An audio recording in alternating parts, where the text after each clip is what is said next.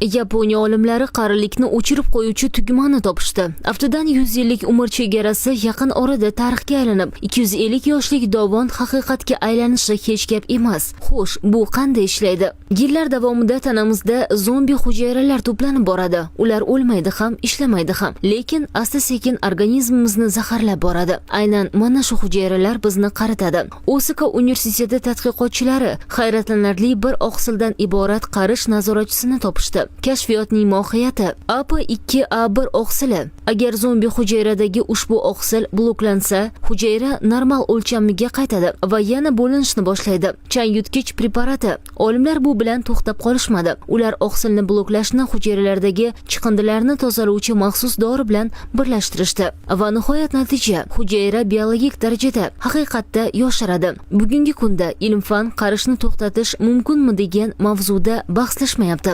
Endi savol tug'iladi. Insoniyat bunday yangilikka tayyormi?